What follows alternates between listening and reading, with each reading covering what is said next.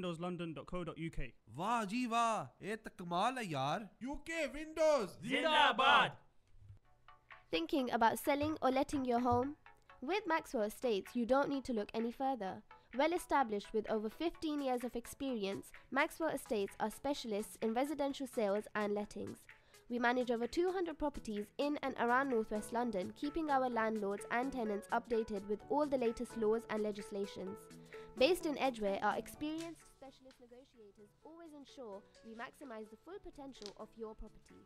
Call us now on 0208 952 0808 for a free no obligation quotation, or visit our website www.maxwellestates.co.uk for further information. Maxwell Estates, the name you can trust.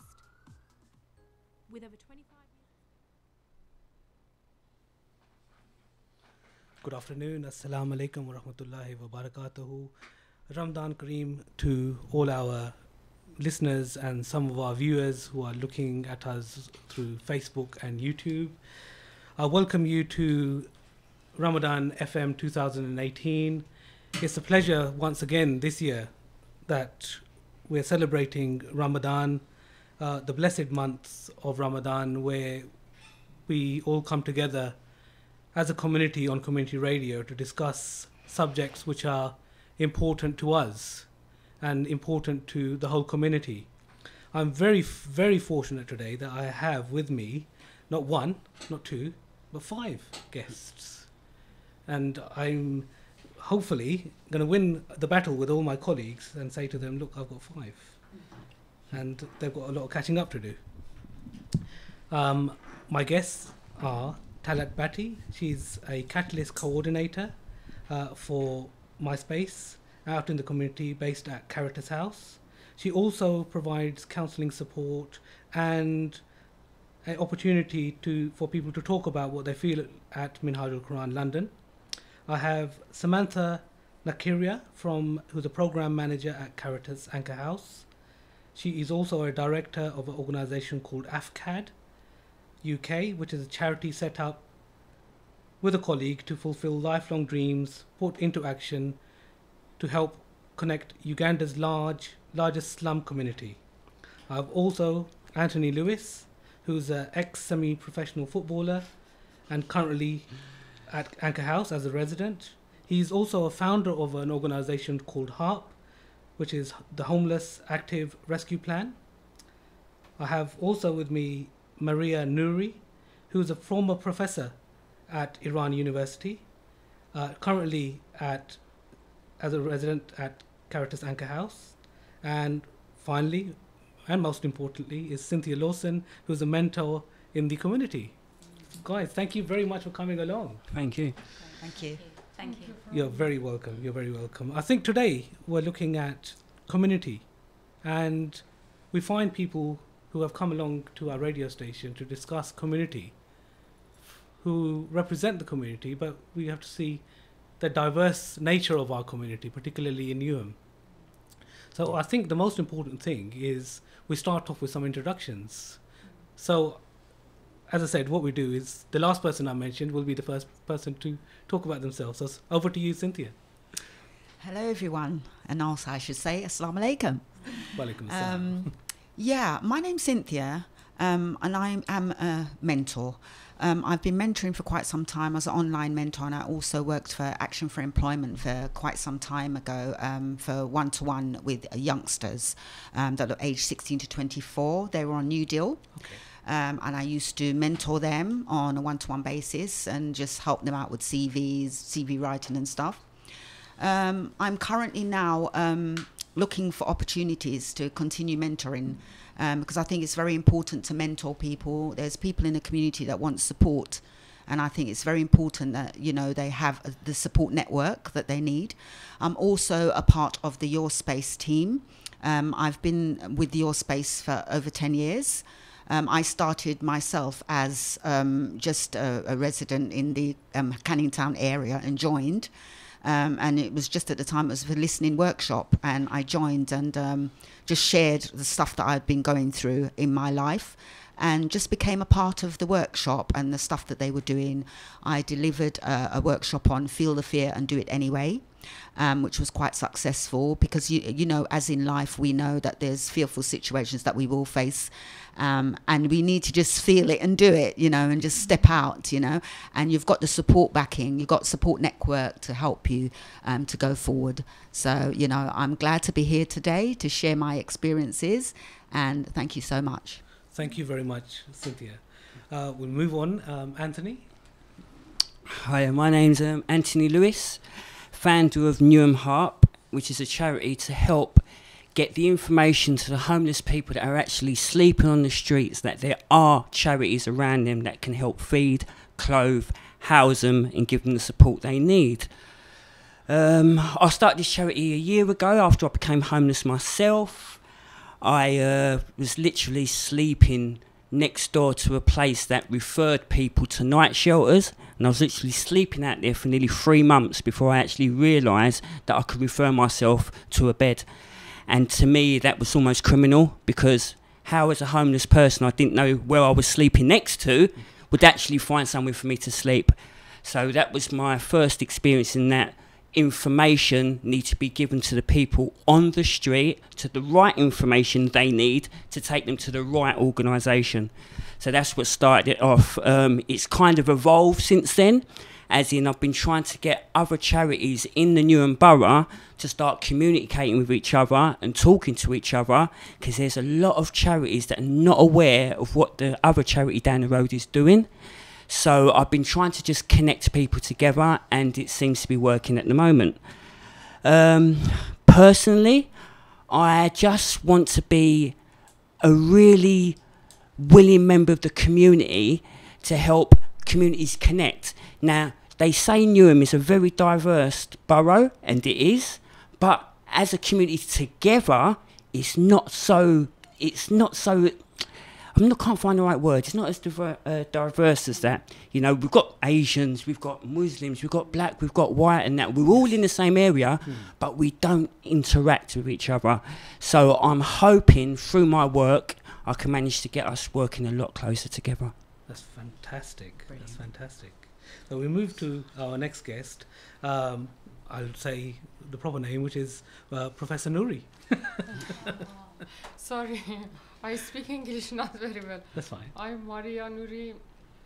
It's my pleasure with these people. This job is for God. I know that. And I know it's people in homeless situation is very hard. And I hope everything going to be good. And I can't judge people in Anchor House or every place, but for understand people, I'm thinking behalf person, you can understand that person.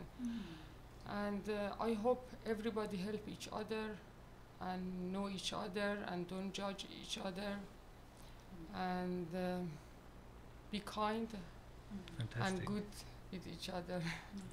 That's not only a beautiful message, but very, very eloquently put forward. And it's not about the language. This is about community, people coming together. Sometimes you can communicate with people that don't even speak the same language. You have to have a bit of love, a bit of respect and understanding of other people. So you came across very well. Thank you very much. You're welcome. You're right. Our next guest is Samantha. Samantha? Hi there. So yeah, my name is Samantha and I work at Caritas Anchor House. I basically lead on the program to help our residents get back into education, training and employment. So it's more around speaking to residents, finding out a bit more about their life journeys, what they've done before and where they're planning to go, and what I could do to basically support them. So I kind of find new initiatives and things that they may be interested in and just support them back into education, training and employment. So yeah, it's quite an exciting role. It's something I've not done before. I've been there for a year and a half now. And the biggest thing that I've learned so far is I realised I never knew people before. Working at Caritas Anchor House, you get to interact with so many different types of people.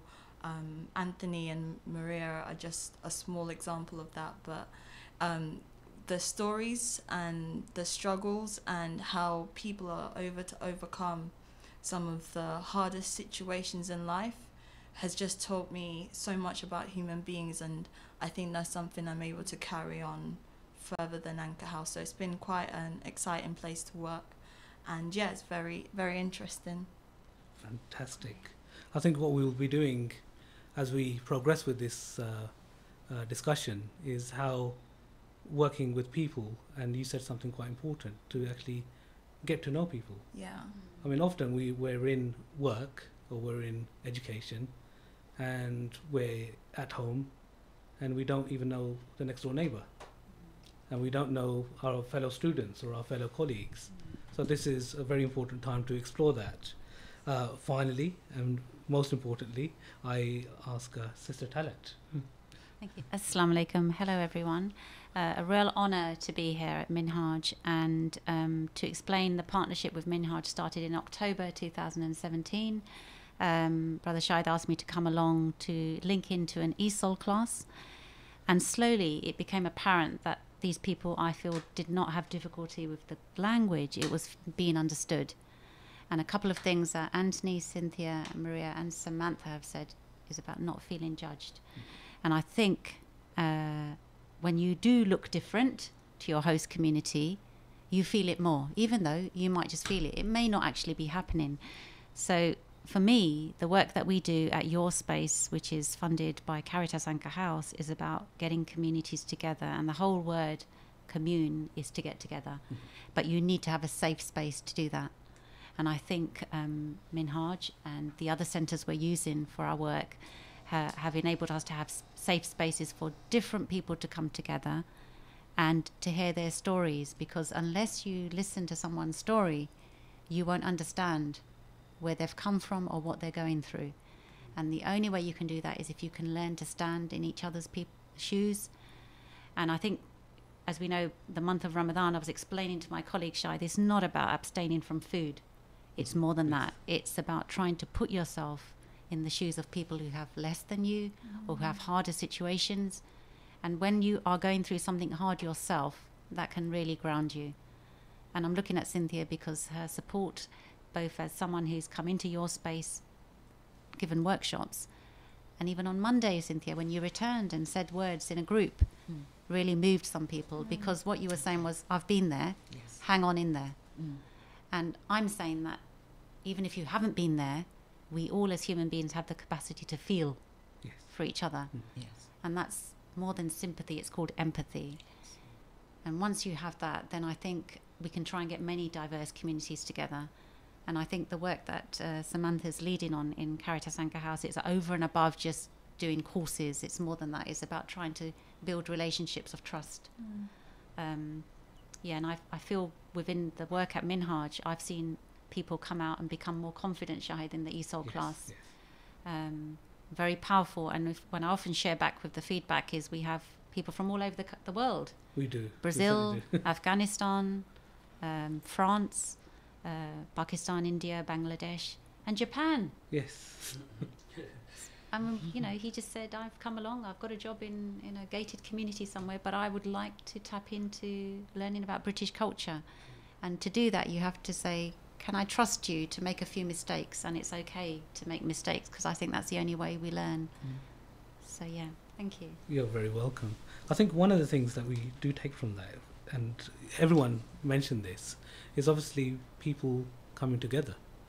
But the other thing is that it's not only different diverse races and people of different colour, it's people from all walks of life. So within the English class, as you know, Talat, is we have people who are professors, we have people who are businessmen and business people, and we have people who've taught in their own countries, who fought for their own countries. There's warriors, people who fought in the wars, or people who've struggled in wars and come over as, you know, through asylum. So everyone has come, is a story to tell. And I think what is really, really important is actually giving those people an opportunity or their space to actually listen to them and actually give them that opportunity to say what they want. One of the interesting things that came up with at least two of you, which was you both worked with young people, perhaps on New Deal, and now I know, Samantha, you're working with young people. How is it, what's your interaction with young people, and how do you think, people always say, especially people my age, always say young people are very, very difficult to talk to. They don't listen. Should I start? Yes. No, I don't think that's the case. I think it's more around being understood. I think one of the great things about my role is having the ability to talk to multiple types of people, Yeah. so young people and older people. But I found the thing that's across the board is feeling that you're being heard and feeling that you're being listened to. So it's not me going in and saying, okay, you need to do this, this is what's going to set your life up. It's understanding that person and building that relationship to then supporting them with the choices that they want to take. And I think that's across from young people and older people. But I think sometimes we go in with young people thinking we know best, but it's really having that understanding and giving them the space to really take ownership and leadership for their lives and supporting them as much as you can. Yeah. Fascinating. I definitely would agree with that, especially in the Anchor House environment. Yeah. Some of the young people, is the fact that they have their personal dreams and they feel, oh, you're going to come in and you want me to do this, you want me to do that. I will say with you, you do kind of say, well, what do you want to do? You know, and you kind of help build towards that. I know me personally myself, when I come to Anchor House, I was kind of at an age, like I'm 42 now. I turned up at Anchor House at 41.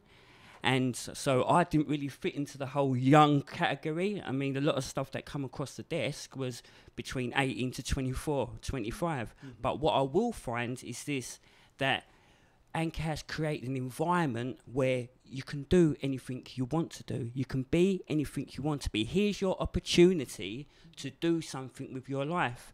And I know I might be a bit moany sometimes, or I act like I know it all a lot, but what I will say is this: I wouldn't be the person that I am now, which I'm very happy to be, and I'm blessed to be the person I am now, if it wasn't for the environment that I was in and the kind of goals and expectation. When I say expectation, no, there's no expectations. The environment sort of gives you an expectation of yourself. And that's what I find the work that Samantha does. And I'm not blowing a trumpet. I'm just saying that in Anchor House, they create an environment that enables you to think, hold on a minute, what do I want to do? What do I really want to do with myself? And I haven't been paid a penny for what I've done since I've done it. But I'm happy. I'm happy. That's the main thing. I'm happy. So, yeah, just wanted to just jump in there, sorry. I think what you'll find, particularly in Samantha's type of work and also Cynthia's type of work, is you're actually giving people or empowering people with that opportunity to live their own dream. You're not making a dream for them. Yeah. You're actually giving and providing that opportunity. My background is I worked on New Deal as well. Okay. So I worked with the 1824. So, Cynthia, what was your experience of 1824? I love them. I absolutely love them. I think it's important to say at this point that you have to be an approachable person. Yes. Because you find when I was working at New Deal, they would come to me and just talk to me. Yes. And I have been told many times that I seem approachable. I haven't, I'm open. Yes. And I kind of come across them not like a mother figure. I kind of come across as a friend to them. Yes. So I think that's also important, that you're not coming to judge them. They sense that. If you're coming to judge them, then they switch off. If you're coming to listen to them and you're interested in them, that comes across. Yes. So it's about being not negative when you approach them, being positive. I'm always positive when I meet with youngsters because I think they've got so much potential. Yes. And that's where my passion comes in, to making them have a voice. I think it's so important that we give them a voice. Because nowadays they feel like they're a forgotten generation. They feel like no one cares about them, and we have to change that. And I think we can change that. Yes, no, I think you're absolutely right. And I think one of the things that comes out is you're not a teacher, you're not their friend, But actually, one of the most important things you are is a facilitator. Yes. You're providing them the facility and the opportunity to listen to them. Now, one of the things I learnt, and I didn't have the skill, but I learnt over a period of time, but learnt it more in our English classes. And there was a good friend of mine who helped me set up the English class in the mosque, and that was Andy. So Andrew Green had a lot of experience of teaching, and he said, Shahid, learn one rule, and it's quite an easy rule, that when you teach and when you listen to people, listen for 80% of the time and actually talk for 20% of the time. And I know one person who does that quite a lot is Sister Tanya. Oh, thank you, Shahid. Actually, as I'm listening to everyone here, and I'm thinking about our community, Shahid, the Muslim community in particular, and I think I'd like to take this opportunity to say it's so important to practice your listening skills. And within our culture, Shahid, the older you get, we have this thing of respect, which absolutely is a very, but sometimes I think it's demanded rather than commanded. And I think if we practice our listening skills, we truly start to appreciate what someone is saying to us. Very difficult because I'm a mother, very difficult because I'm a daughter, I'm a daughter-in-law. But if for 1 minute you think this person has got something to say, then they start to tell you more. And when they start to tell you more, they'll start to talk to you and not your neighbour or someone down the road. And I think if we practice this within our communities and our families, you'll start to hear some stuff that you might not want to hear. But don't forget, when children start to speak, they look at your body language. And if you immediately start to tense up, they will stop. You will only hear 10%. So if I can explain the work in your space, it's about really practice your listening skills. We use mindfulness. How are you feeling? Be open. You say, I'm feeling uncomfortable. Try not to have conversations with your children when you're driving home from the school, because they'll be with the back mirror, looking in the mirror, looking at it's not face to face. And I know from the work I'm doing with the class in Minhaj that they're saying they're not spoken to very nicely, maybe at doctor's surgeries. And that's something about picking up that we all have a need to be listened to with respect. And I don't think language comes into it. It's about confidence and about feeling able to carry on speaking. And if you don't get it correct, that's absolutely fine. And I think listening is a skill that we can all learn. We're teaching it. Caritas Anchor House, we're learning off each other. We're sometimes I get it wrong. I've cut into someone and said, is this what I think I've heard you say? No. If I can give an example, 2 weeks ago at Minhaj, we had a new student from France. And I said, we need to know where we've come from. What I meant by that was sometimes the heritage and the journey has shaped you. Therefore, stand tall and proud with that, because as an immigrant or someone who's on asylum in this country, we forget what we had in our own countries. And that's pretty huge. He asked me, and I'm really, really pleased he did. He took that as, well, why are you saying that? Because where he'd come from, it was go back home, go back to where you come from. So we talked about how he heard what I said, and we talked about what can happen when you say, I have a right to speak. And that's the work that I do, is about giving everyone a platform, even if it's for 5 minutes. Work really hard to say, look, we just let this person speak. And I'm pleased because I hope Shai's also picked up that in the class, some of the quieter members are really speaking. Yes. Not as loudly, but definitely speaking, holding their own, telling us what it's like to be a mother, juggling Ramadan, not speaking fluent English, maybe feeling a bit left out of cliques. Yes. It's important we hear that.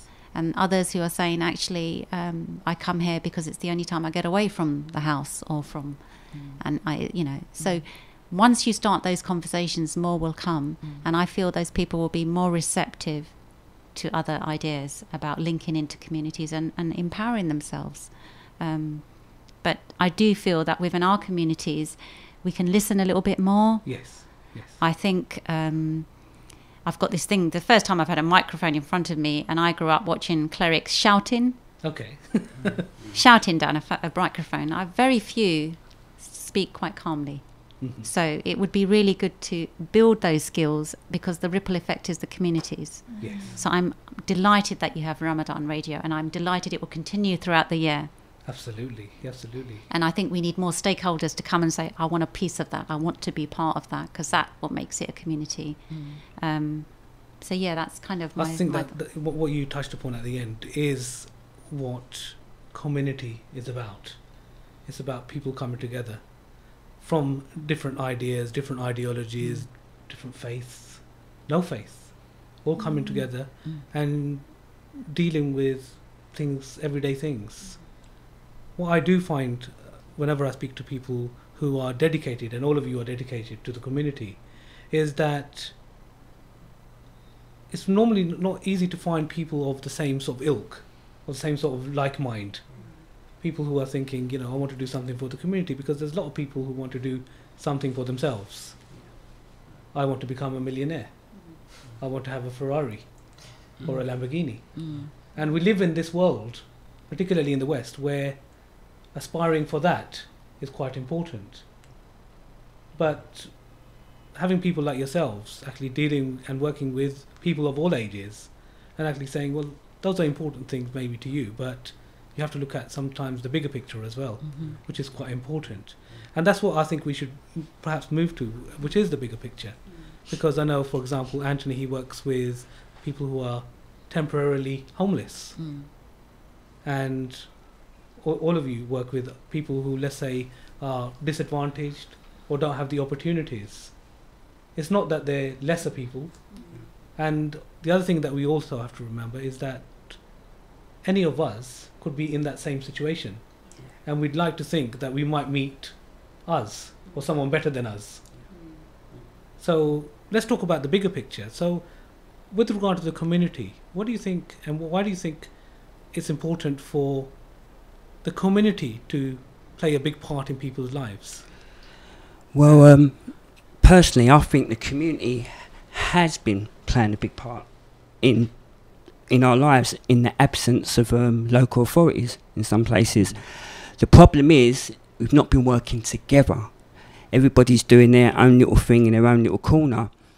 And I think the problem has been is that people, when they start to do things, it might start from a good place, but then it's like as if they get glory. It's like the glory of it. You know, oh, I do this, or I do that, I do this, and I help this person, I help that one, and it becomes I. And to me, that is when it all goes wrong. That's when it all goes wrong. To me, if everybody's working together here, just this group of people here, if you ever need a mentor, if you ever need someone to help you find a job, if you ever need someone to find a home, we've got a professor sitting here, okay? You've got to remember, some of these people we're passing on the streets, they've had their own businesses, they've had their own families, yeah? And sometimes they just need the help just to get back on their feet, yeah? And can you... And there's a school, I'm not sure if I'm allowed to say the school's name, but there's a school that they've chosen to use their exam results. Well, as part of their exams, they're working on the homelessness. Why are people homeless in Newham right now? And they've started to get involved in community work, trying to find out the answers to this. So how serious this a problem is when our children are out there trying to find solutions? We're the adults.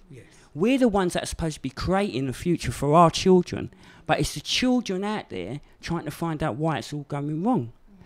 And, you know, we can sit here, we can go over and say it's this one's fault and it's that one's fault. Oh, the government did this and the government did that. But we've all got to look to ourselves first, okay? We've all got to say, right, it doesn't matter what you're doing first. First, I need to do my part, yeah? Once, because not everybody's got a voice sometimes. I know we like to give people voices, and it's good to do that, but you get that little 2% that won't speak up, that won't say nothing, and they need to see someone or hear someone say something before they get up and they follow, yeah? So, how do you make it better? I don't think we should jump to that point first. I think we should jump to the point in, let's make ourselves better people first, yeah? Try to get along with one another. You don't have to like someone to actually work with someone, okay? You don't have to be their best friends. Just if you've got a common goal, yeah, and it's a good cause, and, you know, things don't happen overnight. We know this, yeah? But get involved, okay? Whatever your passion is, whatever you think. And when you get involved, we're not saying stop work, neglect your kids and go fight a cause. I'm just saying do something that will leave an impact when you go off on holiday. When you've gone off to live your own life and go have your family and that, do something that will leave an impact for years to come. So years later, when you're walking back down that street, you will still see the effects of what you did good back whenever you did it, still ticking over. So we need to start working on ourselves and helping others. And trust me, once you start doing that, that's when everyone connects together, and you just find you will never be in need. You will never be in need. And I know that's a bit of a utopian talk and this and that, but that's truly how it's as easy as that. It can be as easy as that. It's just down to us as people to make it as easy as that, and it's only as hard as you want to make it. Yeah. And Anthony, just to add to that, I mean, I've got some statistics in front of me, but more than 250,000 people are homeless in England, and in Newham alone, 1 in 25 people are homeless. That's a shocking statistic, which means that you've got 14,000 in our borough homeless. And if I remind Brother Shahid of Christmas, when you brought the group along to visit myself and Samantha and meet the residents, I think most of them, 90%, said we didn't imagine it to be like this. Yes. They didn't know what homelessness looked like. Yes. And so, again, to be able to get involved, you need to learn. Yeah. And all of these that we're talking about fit very well with our faith. Keep learning. Yes. Give back. Try to imagine, in this special month where we're going without food, imagine what it is like for others who don't have food. Anthony will know what that's like. It's just something, not knowing when the next meal will come. I also wanted to talk about the well-being side, because it's really important to understand that when things start to pile up, your well-being goes down. Things become overwhelmed. And I just wanted to bring Cynthia in at this point, because Cynthia, you've spoken very passionately about, even though you have family, sometimes you can feel quite isolated. Oh yeah, absolutely. I had a period in a hostel for 5 years. Before that, I was a married woman, had kids, driving a nice car, had a good job, and obviously I got divorced and my life just went downhill after that. And that place wasn't an easy place to be, because I ended up in a hostel kind of on my own, and just thinking, how did I get here? Not knowing, you do know how you get there, but it's kind of like a question, you think, oh, you didn't realize that your life could fall to pieces like that. But I'm here today because I feel that I survived that. And I survived that because I feel that in your mess, there is a message. And my mess has brought me where I am today. And it's enabled me to be a different person, not materialistic. Oh, I've got this and I've got that and I'm all right, thank you very much. It really focused me on seeing the picture of how your life could change overnight. I was actually sitting on a bus one day and I was ringing around trying to find where am I going to stay tonight, kind of thing. And my passion is homeless people, as it goes. I look at them and I think, people judge, but you don't know. A lot of these people have had brilliant careers. It was just a matter, they couldn't pay a rent, they lost their job, and they've ended up on the street. A simple something like that could change your life overnight. For me, it was just a divorce, but it opened my eyes to humanity, and I became a much better person. I'd see somebody sitting there, I'd have a conversation with them, because they're people too. We walk past them, but sometimes, when I've talked to some of them, they're just so happy. They just want somebody to say, how are you today? And they just want you to smile at them. Even if you've got nothing to give them. I see the body language. It's like they're just happy that somebody's noticed me. So, yeah, I haven't been on the streets, slept on the streets, but I kind of can imagine how awful that must be, not knowing where you're going to spend the night, because I had a little bit of a taste of kind of where am I going to be that night. I was just fortunate I did end up getting somewhere. But yeah, it's just changed me, and I'm a better person. I believe I'm a better person. Although that wasn't a nice scenario that happened to me, in a nice situation, it's made me the Cynthia that I am today, because I look at people in a different way. And I know that anything can happen. You just don't know where your life could end up. But I'm glad today that my misery turned into a message, and I was able to support people. I can support people, say, look, I've been there, and you know, I know what it feels like to a degree. And my life's passion is to get involved in the homeless community. I've got a plan in my head, which I won't say, but I do believe it's a God-given plan. And I believe that we will get to a place where, yeah, I feel that if we all pull together, we can take a lot of people off the street. I work with StreetLink, not work with them, but I've got my number on tap. That it's an organisation called StreetLink. If you see somebody sleeping rough, you call them. And I've been in a situation recently where I called them regarding a young man who was just didn't know what he was going to do. Brilliant organisation, because they find them somewhere there and then. And I agree with what Anthony says. If we all come together, we're all doing little pockets of this, I'm that, I'm the other, I'm from this organisation. If we all come together, it will be amazing what would happen. Absolutely amazing. Yes. I think I totally agree with you, and I think I had a discussion recently with Anthony, and we were looking at this whole concept of marketing. Now, for most people, they look at marketing and they walk away and they say, you know, that's it's a business field. But actually, what Anthony just described is exactly that. Yes. It's people with different skills coming together to support other people, which is very, very important. So not everyone knows about everything, unfortunately. Yes, that's true. Everyone does wish they know about everything, but most of the time, they probably know someone who can. Or if they don't know, they'll know someone who knows someone who can. And that's very, very important. And once you start having that, that's what happens with the magic of community. Yes. Because if I know there is a person on the street, you've just told me there's an organisation that I can contact who can actually look at that person on the street and start talking to them and maybe change what their situation is. One of the most important things you talked about is your story, and one of the interesting things that I want to talk about is particularly one particular person is so here's a professor sitting in Iran, and she's a professor, she's doing really well. What is she doing in the UK in Anchor House? Good question. Yeah, big question. It's okay. I'm for some reason lives this country, and I can with nothing carry on my life. Okay.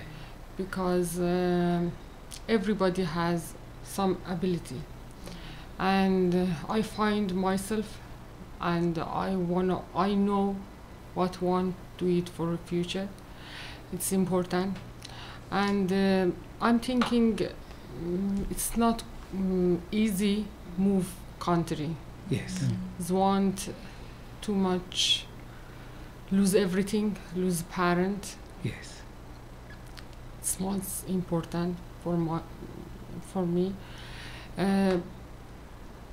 Very hard situation, but I'm think if you faithful with hard situation, dark situation, everywhere, every time you're happy inside. Why? Because God lives in your heart. It doesn't matter if you don't have anything. You can improve yourself and build up yourself. The first. The second thing, for me, it's life too short, and I like go back my situation, like my country, but I know it's need take time. Yes. Not easy. But in this situation, just I'm thinking calm down and peace for my life, and carry on education. Fantastic.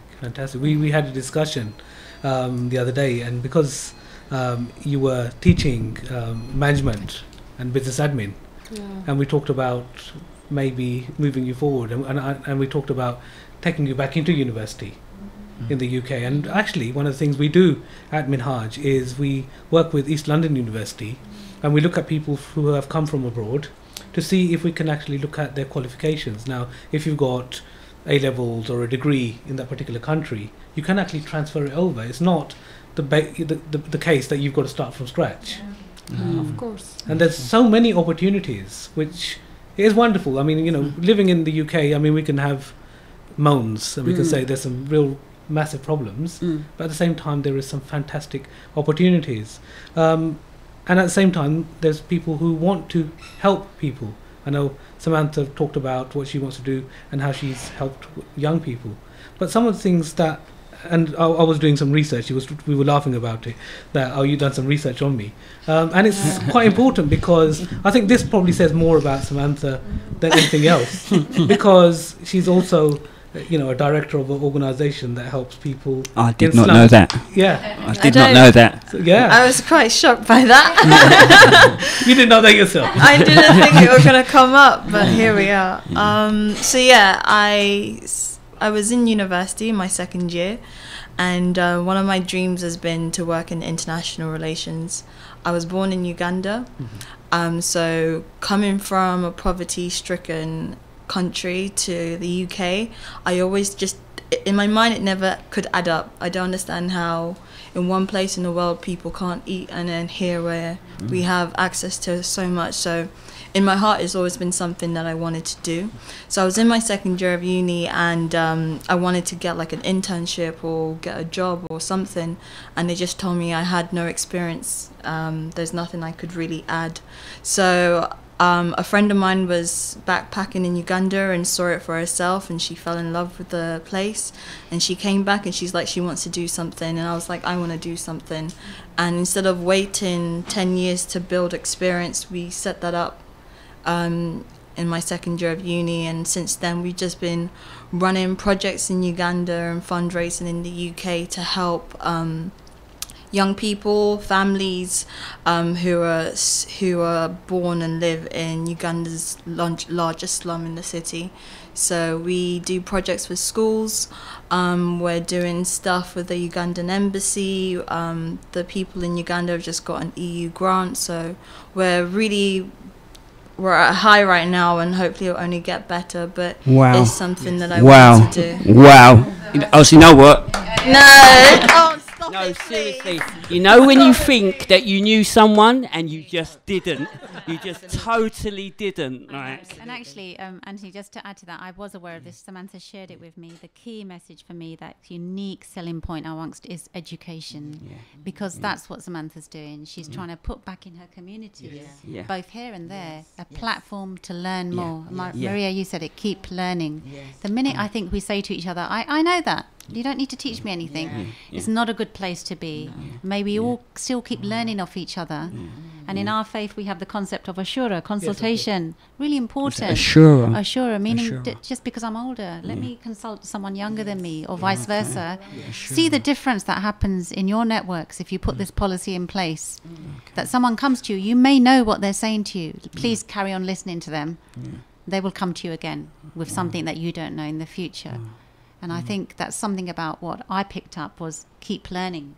And as communities, it's a wonderful quality. That's just the perfect example of community right there. Another country, doesn't matter. Look how far away we are from Uganda. But that's the impact that this person here and her friends are having in another country.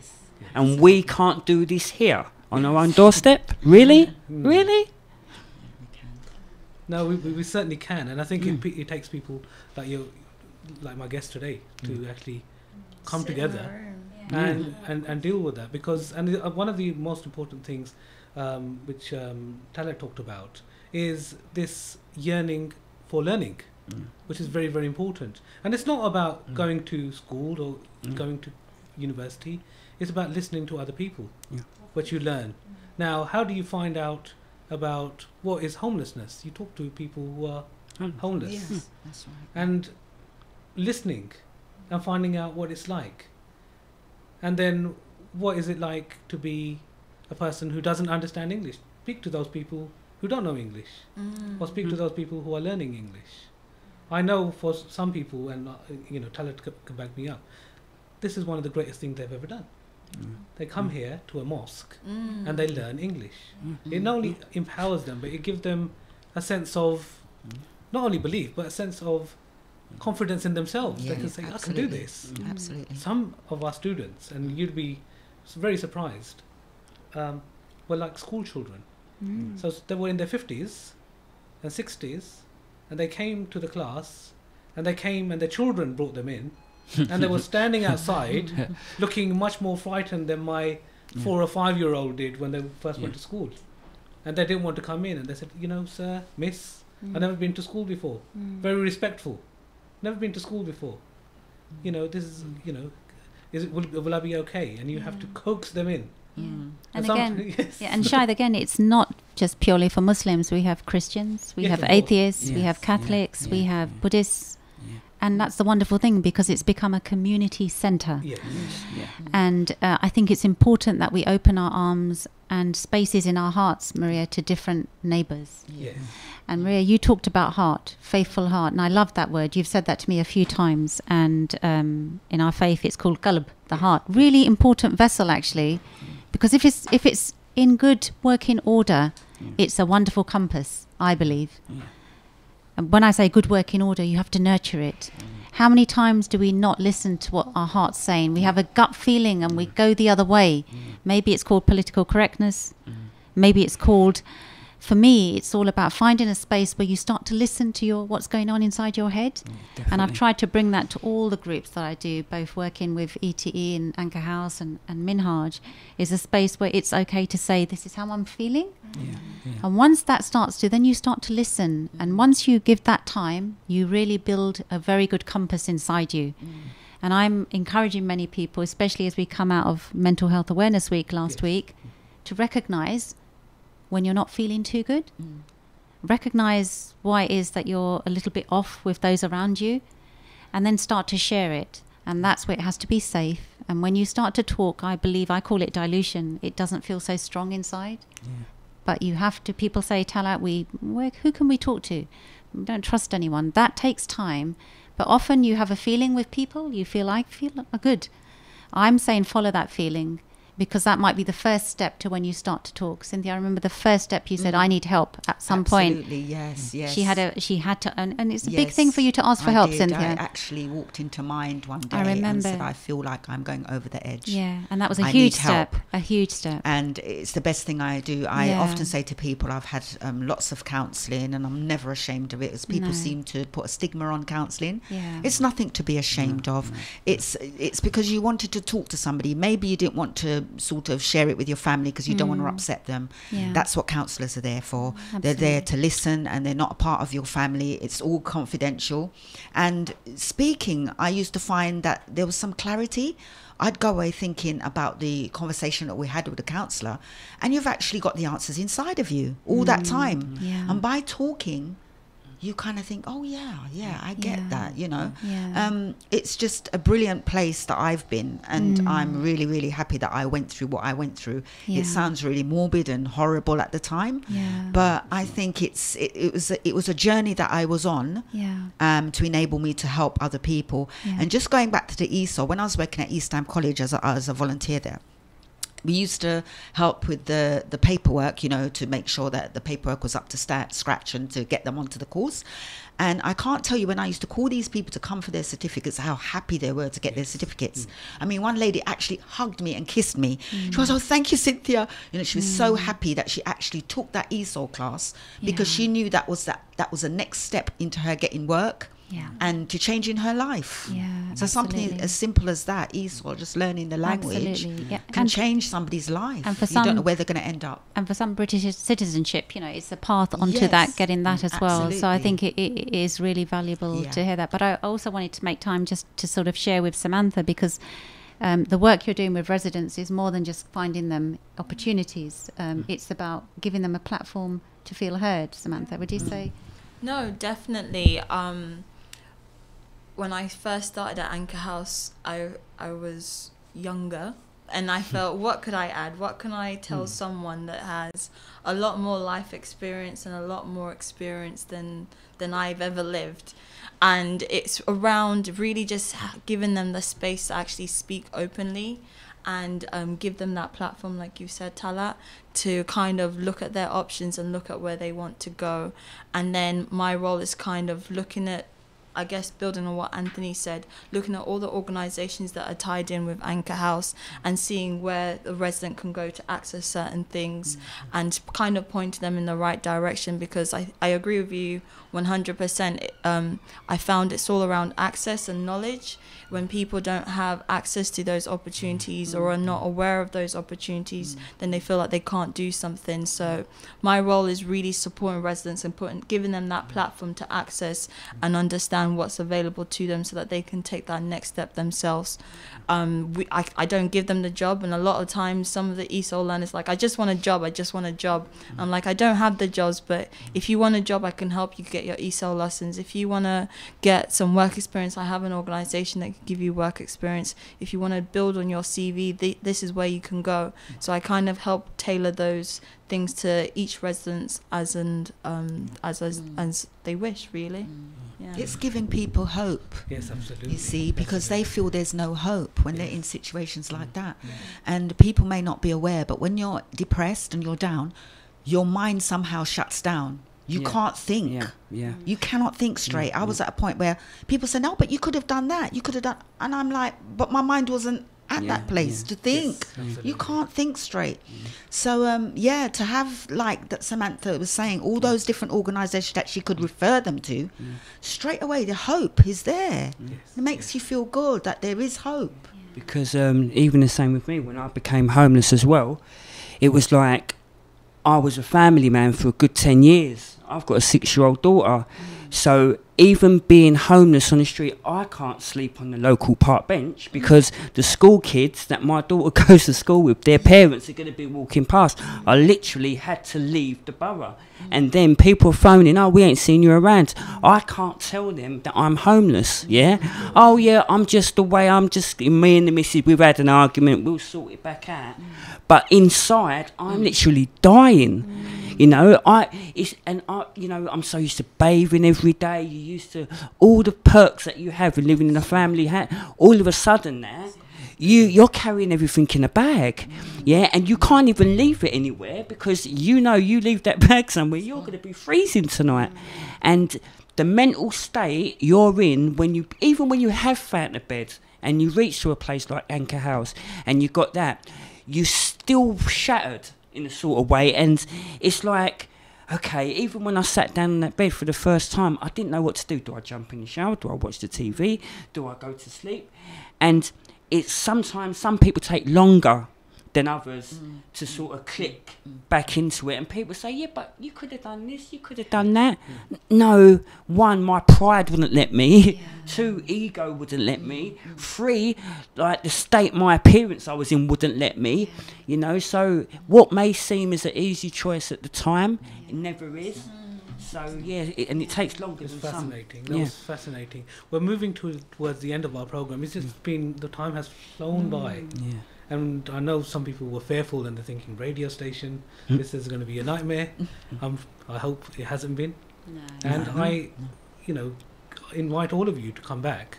But I also invite you further on the community radio station to, if you feel confident enough, to come to this side and actually have your own community radio station. Well, you know I'm already want my own show, didn't you? Absolutely. You know I want a weekly talk show. You do know that, don't you? Okay. Everyone live has heard this. Anthony Lewis wants his own talk show once a week. There you go. And as you were mentioning, I'm just going to finish off on 2 things. First of all, Anthony spoke to me earlier, and we were talking about this concept of fasting. But Anthony has kindly volunteered that he will fast tomorrow. Yes. To see how it is, and he will make a video, and he will feed back to us next time we meet when he has his own radio station. Well done, Anthony. I start at 3:14 in the morning. And then I can't eat till 8:56. I think that's right. Wow. But I've got some banana flapjacks in the bag, so I'm going to slowly chew on that and drink lots of water. I'm going to try it for one day, see how it goes, because like I said, as within a community. Okay, if we want to know each other, we've got to experience Yeah. what other people in our community do. Okay, this is a major event in the Muslim calendar. Is that the right word? Yes, Yeah. So I think it's important that if I'm going to be the man of the people or whatever, I should at least experience. And what Auntie, this I is will gonna say, be because I know like. some of your health issues, watch yourself. And obviously, Yes, even of if you, course. even a half a day, to be honest, will we give you a listen. taste. Yeah, I'm listen. sure Shahid's had I that would do the conversation most with you. honest and truthful Look for us. after If yourself. I break it after 4 or 5 hours, I will say I did. Yeah. I want to experience the hardship Yeah. of it, what makes Yeah. it hard, Yeah. what it does for me, and I know it's about will as well, Yes, of and discipline. It is, So, and as I was saying, it does heighten the senses. I find I'm more emotional than normal in this month, which I think is a good thing. I think tears soften the heart. And I think actually it's about raising our game. It's about really connecting with each other across all faiths. Yes, it is. And I think that's something that Minhaj and the Welfare Trust are really passionate about, reaching across communities, joining forces. A big thanks to Shahid for inviting No, us thank you very along. much. Yeah. I just Thank wanted to you. say, if anyone's listening and kind of liked what they heard and thought, well, I wonder if I could find out a little bit more, if I could just give the Of website, course, Shahid. please. Please visit www.caritasanchorhouse.org.uk. Any message you send onto that, Samantha and myself can access that and come back to you. Delighted to talk any more about this. And if I think if there's any messages that people take from this, it's about let's open our hearts and our spaces to everyone. Let's not judge, especially in this month and continuing onwards. We've talked about "There for the grace of God go I," a very powerful line from the Bible. But within many faiths, it's this could happen to anyone. One day one thing, and another day another thing. And I think that I hope the conversation today has shown that. So I'm sure it thank has. you so much, Shahid, for Thank you having very us. much for and being I here. just would like to add that if anyone's listening right now, I would ask them to stop someone in the street that you would normally never talk to ever. Stop someone in the community and just say hello. Yeah. How's your day? That's Someone that you would never have a word with. So yeah. That's a beautiful message. I have message another. I'm thinking with one word you can build up or make life people. Yes. With one word you can destroy life. You can. Person. You can. Yeah. You can. It's important. Be careful. Talk with people. Absolutely. And I think definitely. that's a very strong message. The message is that sometimes what you can do is a life of great work can be undone by a small word. Yeah. But let us learn from one thing, and we'll finish on this particular point, is that coming together, sometimes we have disagreements and differences of opinion, but we should be working towards the bigger goal. I always learn from young children. My grandson teaches me more than I know. And one of the things he taught me the other day is he had an argument with his younger brother, and I went later on to have a go at his younger brother, and his younger brother's only very little. But a couple of hours later, he was friends with his younger brother, and I thought, why did I just butt in? On that note, thank you very much for all our listeners and viewers. Ramadan Kareem to you all. Assalamu alaikum wa rahmatullahi wa barakatuh.